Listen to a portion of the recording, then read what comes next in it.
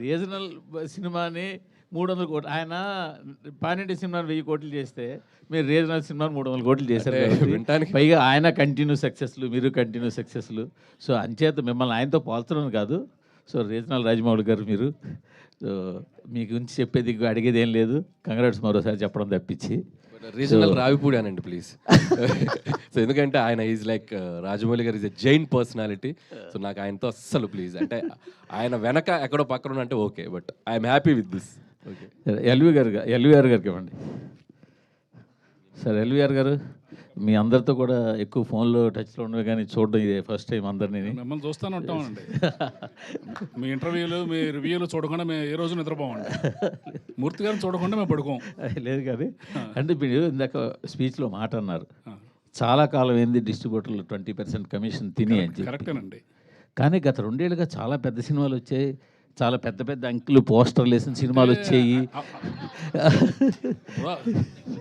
కూర్చో కూర్చో కూర్చో సరే, పోస్టర్లు వేస్తున్నారు,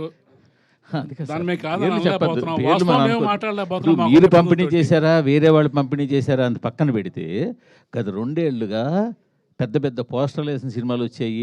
కొంతమంది డిస్ట్రిబ్యూటర్లు ఫారిన్ తీసుకెళ్ళిన సినిమాలు వచ్చాయి హిట్ అని చెప్పి. మరి కమిషన్లు తినకుండా మరి ఇవన్నీ ఏంటంటారు? దౌర్భాగ్యం అదేనండి. మేము బయటకు మాట్లాడకూడదు, మాట్లాడితే విరోధం. మేము డబ్బు పోగొట్టుకున్నామని చెప్పుకోలేని పరిస్థితి.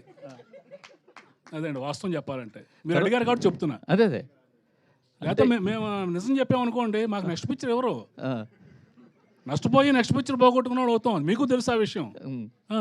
సో అందుకని డబ్బులు పోయినా నవ్వుతూ ఉండాలి. డిస్ట్రిబ్యూటర్ పరిస్థితి అలాగే ఉంది. ఇవాళ రాజుగారు అన్నారు చూడండి, జిల్లాకు ఒకళ్ళు 2 మిగిలారని. ఆ 2 కూడా మిగలకుండా పోతారు ఇక. ఓకే సరే, ఇంకొక క్వశ్చన్. ఇందాక హరి గారు మీ అందరి తరఫున మిమ్మల్ని అడుగుతాను. మీరు సీనియర్ డిస్ట్రిబ్యూటర్, మీరు వీళ్ళందరిలో కూడా బాగా సీనియర్ డిస్ట్రిబ్యూటర్ కాబట్టి. ఇటీవల కాలంలో ఇంకొక ట్రెండ్ కూడా స్టార్ట్ అయింది. ఒకప్పుడు మేము హరి గారికో లేకపోతే మీకో ఇంకో ఎవరికైనా ఫోన్ చేస్తే ఎంత చేసిందంటే టక్మని చెప్పేసే పని ఉండేది.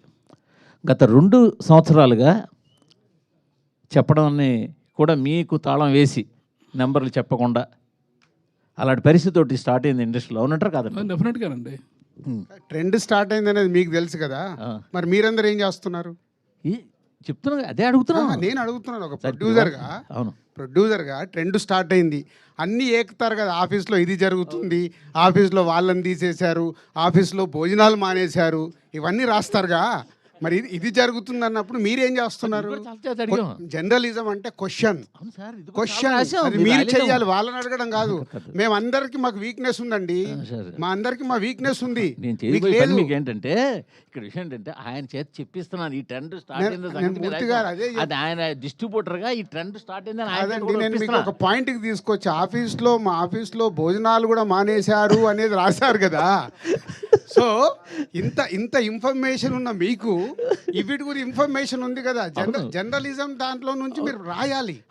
మార్పు మీ దగ్గర రావాలి. ఏమండి, మార్పు మీ దగ్గర నుంచి వచ్చినప్పుడే. స్వామి ఒకసారి ఆయనకి ఇవ్వండి, ముందు రాజుగారు మీరు క్వశ్చన్ చేయమని మీరే చెప్తారు. క్వశ్చన్ చేస్తే వాళ్ళని పక్కన పెట్టి ఇంటర్వ్యూలు ఇవ్వట్లేదంట కదండి. ఏది మూవీ ఇంటర్వ్యూస్ కానీ ఇవన్నీ క్వశ్చనింగ్ ఎక్కువ ఎవరు చేస్తే వాళ్ళకే ఇవ్వట్లేదంట కదండి. అట్లా ఏం లేదే, ఎవరన్నారు అది ఇవ్వలేదు. చెప్తా, తర్వాత మాట్లాడదాం. అంటే నేను విషయం ఏంటంటే సార్, గత 2 సంవత్సరాలుగా పెద్ద సినిమాలకి ముందే డిస్ట్రిబ్యూటర్లు ఫోన్ చేసి నెంబర్లు చెప్పకండి, నెంబర్లు మాకు పంపండి, మేము రిలీజ్ చేస్తాము అనే ఒక ట్రెండ్ స్టార్ట్ చేశారు. మొన్నాడు వాళ్ళు ఏ నెంబర్ రిలీజ్ చేస్తే అవే బయటికి వెళ్తున్నాయి. ఇప్పుడు ఆయన చెప్పినట్టు బాధపడినా కూడా బయటకు నవ్వాల్సి వస్తుంది.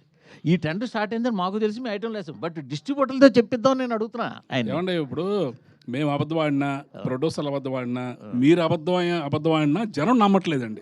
అది మాత్రం వాస్తవం. మనం ఏ పోస్టర్ వేసినా నవ్వుకుంటున్నారు వాళ్ళు. ఇది మీరు మేము మాట్లాడక్కల్లా, జనం మాట్లాడుకుంటున్నారు, వాళ్ళు నవ్వుతున్నారు. అది ఎల్వీఆర్ గారు చాలా ఓపెన్ గా మాట్లాడతారు. గ్రాటిట్యూడ్ మీట్ కాస్త ఇప్పుడు చూడండి, దీని తర్వాత మొత్తం ఫ్యాన్స్ అందరు కలిసి ఈయన ఫోటో పెట్టి మొత్తం ఈ రోజు సాయంత్రం వరకు చెడు కూడా ఆడేస్తారు. ఓకే, అంటే మూర్తి గారు మనకు మీకు తెలుసు, మాకు తెలుసు, అందరికి తెలుసు. సో ఏదన్నా మార్పు రావాలంటే దయచేసి నా రిక్వెస్ట్ మీడియా మిత్రులకి, ఆఫీసులలో అవి ఇవి జరుగుతున్నాయని రాయకండి. ఎందుకంటే అది మా ప్రొఫెషన్. ఏమి చేయాలి, ఏం చేయకూడదని ఒక ప్రొడక్షన్ హౌస్కు ఉండే డెసిషన్ అది. సినిమాకు సంబంధించి నిజాయితీగా మీరు ఎలాంటిది అలా ఉన్నప్పుడు మీరు ఏకండి. మీరు ఏకితే కరెక్షన్ అవుతుంది కదా. మీకే క్వశ్చన్. సంక్రాంతికి 2 సినిమాలు రిలీజ్ చేశారు. సరే, 2 సినిమాలకి ఒక సినిమాకి ఒక పోస్టర్ వేశారు, 2 సినిమాలు చాలా పోస్టర్లు వేశారు. మొదటి సినిమా పోస్టర్ మీ ప్రొడక్షన్ హౌస్ నుంచి వచ్చిందా, మీరు వేసిందా, వేరేగా వేసిందా? అది మీకేం తెలుసు? మాకు తెలియదు కూడా. నేను ఆల్రెడీ చెప్పాను కదా, మాకు వీక్నెస్ ఉంటాయి, మేము మాట్లాడలేము. మీకేం తెలుసు సార్? నేను మిమ్మల్ని అడుగుతాను సార్. నేను అదే మిమ్మల్ని అడుగుతున్నాను సార్. మీరు వేసిన పోస్టర్ మాకేలా తెలుసు? మా వీక్నెస్ ఉంటుందని నేను కమిట్ అవుతున్నాను కదా. మీకు సో తెలియదా? మీరు వీక్నెస్ తో వేసిన పోస్టర్ అంటారు. మీకు తెలియదా?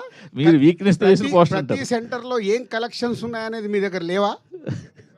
ఫస్ట్ మీ హరి చెప్తున్నా, అందరికంటే ముందు మీ దగ్గరే ఉంటాయంట.